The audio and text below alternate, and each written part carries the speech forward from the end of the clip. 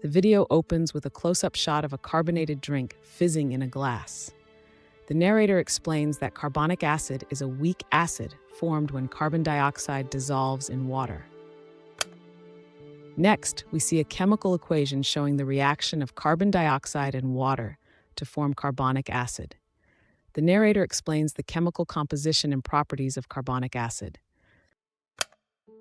In the following scene, a scientist in a lab coat is conducting an experiment to demonstrate the acidic nature of carbonic acid.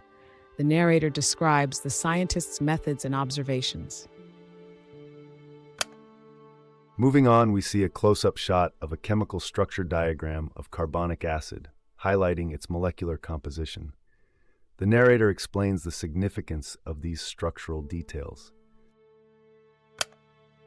The video then transitions to a visual representation of carbonic acid present in everyday items, such as carbonated beverages and natural water sources. The narrator discusses the widespread presence of carbonic acid in our environment.